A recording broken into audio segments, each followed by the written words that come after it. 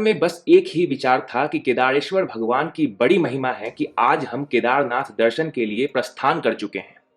हमें सोनप्रयाग पहुंचना था, जहां से आगे की यात्रा दूसरे माध्यम से की जाने वाली थी।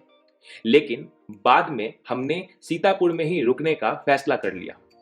वहां हमने एक होटल में रूम लिया, जिसका किराया ऑफ सीजन होने के कारण 1,000 रुपये पड़ा। सोनप्रयाग से तकरीबन कुछ 1-1.5 किलोमीटर ही दूर है सीतापुर, और यहाँ गाड़ी पार्किंग की सुविधा भी है, जैसा आपको सोनप्रयाग पर भी मिलेगा। 2013 में आई आपदा के बाद नए पार्किंग स्थल बनाए गए हैं, और मेरा सुझाव यही रहेगा कि आप सीतापुर में ही गाड़ी पार्क कर लें अगर आपके पास कम सामान है, और यहाँ आपको आसानी से होटल भी मिल जाएगा। क्योंकि काफ़ी बार ऐसा होता है कि सोनप्रयाग में पार्किंग या होटल की समस्या हो जाती है और फिर घूमकर आपको सीतापुर ही आना पड़ता है। यहाँ से हम सोनप्रयाग के लिए पैदल ही निकल पड़े, क्योंकि रास्ता ज़्यादा लंबा नहीं था और हमारे पास ज़्यादा सामान भी नहीं था। सोनप्रयाग पहुँचते ही यात्री रजिस्ट्रेशन सेंटर पर जाकर आपको रजिस्ट्रेशन करवाना पड़ता है। अगर आप लंबी कतारों से बचना चाहते हैं तो आप ऑनलाइन रजिस्ट्रेशन पहले ही करवा लें। इससे आप लंबी कतारों से बच जाएंगे और आपका समय खराब नहीं होगा। आपको बता दूं कि सोनप्रयाग से आगे कोई भी निजी वाहन नहीं जा सकती है। आप चाहे बस से आए हों या फिर अपनी निजी गाड़ी से, आपको सोनप्रयाग पर ही अपनी गाड़ी पार्क करनी होगी। और आगे सोनप्रयाग से गौरीकुंड तक जाने का जो आपको रास्ता तय करना है वो आप शटल सर्विस से तय करते हैं, जो कि एक जीप होती है, जिसका किराया पर पर्सन 30 रुपये होगा। सोनप्रयाग से हम शटल सर्विस की मदद से गौरीकुंड पहुंचे।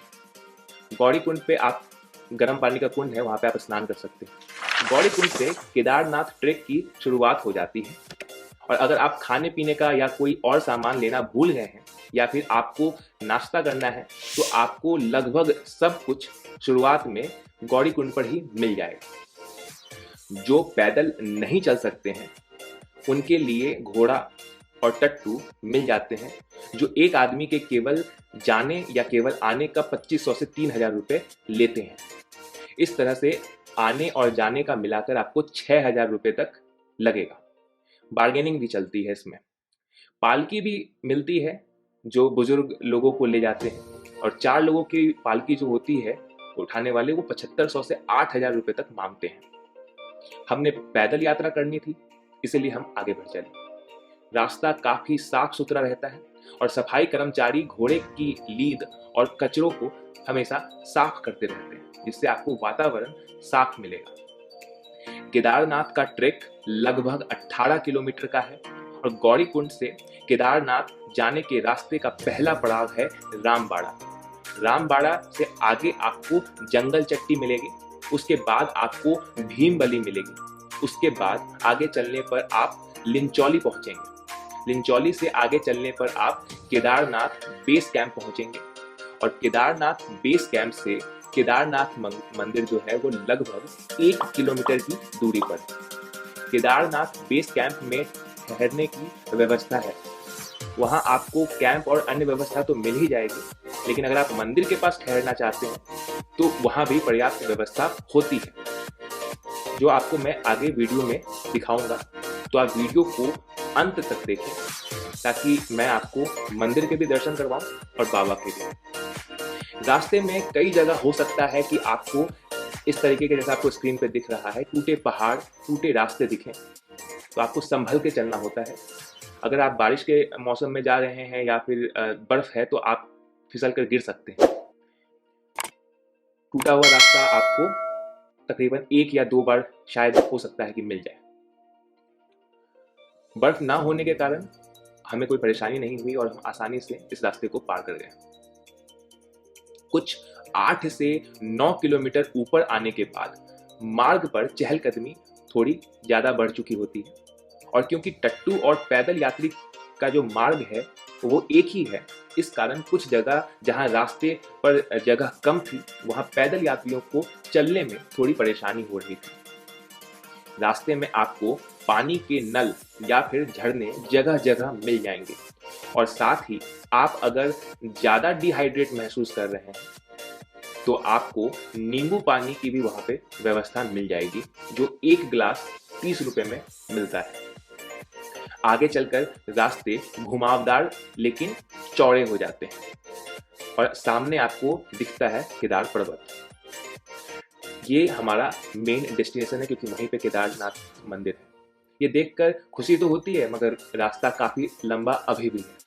आपदा आने के बाद जो पुराना रास्ता था वो टूट गया, तो अब जो नया रास्ता है वो 2 से 3 किलोमीटर ज़्यादा लंबा हो गया है क्योंकि ज़्यादा घुमाव है। आपको आखिरी के 4 किलोमीटर में ऐसे 2 ग्लेशियर्स मिल जाएंगे जिन्हें आप छू भी सकते हैं और वो एक तरीके से सेल्फी पॉइंट है। केदारनाथ यात्रा आप पैदल या फिर टट्टू या फिर बग्गी से तो कर ही सकते हैं, मगर एक और रास्ता है जिससे आप डायरेक्ट मंदिर तक पहुंच सकते हैं और वो है हेलीकॉप्टर द्वारा। हेलीकॉप्टर आपको फाटा या फिर गुप्त काशी से मिल जाएगा, लेकिन आपको इसकी प्री बुकिंग करवानी होगी। इसमें आपको एक तरफ का खर्चा तकरीबन 2500 रुपये पड़ता है और अगर आप टिकट ले रहे हैं तो मेरा सुझाव होगा कि आप दोनों साइड का लें, क्योंकि कभी कभी हम एक साइड का लेते हैं और दूसरी साइड का की टिकट वहाँ पे मिलने मुश्किल पड़ जाती है, तो बाद में परेशानी ना हो इसलिए आप दोनों साइड का लें। ये आपको 15 से 20 मिनट में केदारनाथ पहुँचा देगा और यहाँ से मंदिर 5 से 7 मिनट की दूरी पर है। हेलीकॉप्टर की फ्रीक्वेंसी काफ़ी अच्छी है और यहाँ से स्टे करने का जो रूम है वो भी 2 या 3 मिनट की दूरी पर है। लाल रंग के जो आपको हट्स नुमा जो रूम दिख रहे हैं स्क्रीन पे, वो गढ़वाल मंडल की सरकारी रूम्स हैं जो कि डॉर्मेट्री पैटर्न पे होती है। मतलब आपको वहाँ पे एक के ऊपर एक जो बेड जो होता है वो मिलेगा और आप बेड को हायर करते हैं, रूम नहीं। अगर आप फैमिली के साथ जा रहे हैं तो आप पूरे के पूरे उस हट को किराए पे ले सकते हैं। आप यहाँ पे मंदाकिनी के पानी से नहा के फिर दर्शन करने जा सकते हैं। हम केदारनाथ शाम होते होते पहुंच चुके थे और शाम की आरती जो लगभग 6 बजे से शुरू होने वाली थी के इंतजार में थे। मंदिर की आरती का जो दृश्य होता है उसको देखने के बाद मन खुश हो जाता है और आपकी सारी की सारी थकान खत्म हो जाती है। केदारनाथ में शिवलिंग अपने सामान्य रूप के विपरीत पिरामिड है और इसे 12 ज्योतिर्लिंग में से एक माना जाता है। केदारनाथ मंदिर के बारे में मान्यता है कि महाभारत के युद्ध में विजयी होने के बाद अपने भाइयों की हत्या के पाप से मुक्ति पाना चाहते थे पांडव। इसके लिए श्री कृष्ण ने पांडवों को भगवान शंकर से आशीर्वाद पाके अपने पाप काटने को कहा। यही कारण था कि वे भगवान शंकर का आशीर्वाद पाना चाहते थे, लेकिन भगवान शिव पांडवों से नाराज थे, जिसकी वजह से वह उनको दर्शन नहीं देना चाहते थे। बाबा के दर्शन के लिए पांडव पहले काशी पहुंच गए, लेकिन वो उन्हें वहां नहीं मिले। वे लोग उन्हें खोजते हुए हिमालय तक जा पहुंचे। भगवान शंकर वहां से भी अंतर ध्यान होकर केदार में जाकर बस गए। दूसरी ओर पांडव भी लगन के पक्के थे। वे उनका पीछा करते करते केदार पहुंच गए। भगवान शंकर ने तब बैल का रूप धारण कर लिया और वे अन्य पशुओं में जाकर घुल मिल गए। पांडवों को संदेह हो गया था। तब भीम ने अपना विशाल रूप धारण कर लिया और 2 पहाड़ों पर अपने पैर फैला दिए।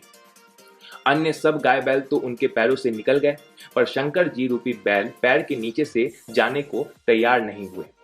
भीम समझ गए और बलपूर्वक उस बैल पर झपटे, लेकिन बैल भूमि में अंतर ध्यान होने लगा। तब भीम ने बैल के पीठ का भाग पकड़ लिया। भगवान शंकर पांडवों की भक्ति और दृढ़ संकल्प देखकर प्रसन्न हो गए और उन्होंने तत्काल दर्शन देकर पांडवों को पाप से मुक्त कर दिया।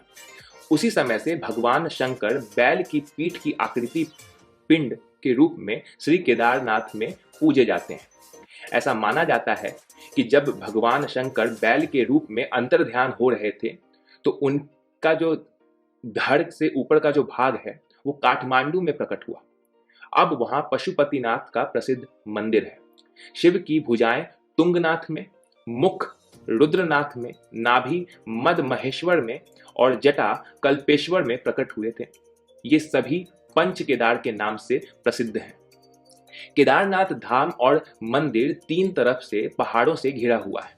एक तरफ है करीब 22,000 फुट ऊंचा केदार, दूसरी तरफ है 21,600 फुट ऊंचा खर्चकुंड और तीसरी तरफ है 22,700 फुट ऊंचा भरतकुंड। न सिर्फ तीन पहाड़ बल्कि 5 नदियों का संगम भी है यहाँ, मंदाकिनी, मधुगंगा, शीरगंगा, सरस्वती और स्वर्ण गौरी। इन नदियों में से कुछ का अब अस्तित्व नहीं रहा है, लेकिन अलकनंदा की सहायक मंदाकिनी आज भी मौजूद है। इसी के किनारे है केदारेश्वर धाम। यहाँ सर्दियों में भारी बर्फ और बारिश में जबरदस्त पानी रहता है। इस पत्थर ने आपदा के वक्त मंदिर की ढाल बन उसकी रक्षा की थी और इसे भीमशिला कहते हैं और यहाँ इसकी भी पूजा की जाती है। वैसे तो आपको मैगी, पराठे, जलेबी खाने को मंदिर के आसपास मिल जाएंगे, लेकिन स्वामी रामानंद अन्न भंडारा में खिचड़ी का प्रसाद चखने से आपको अलग ही तृप्ति महसूस होगी।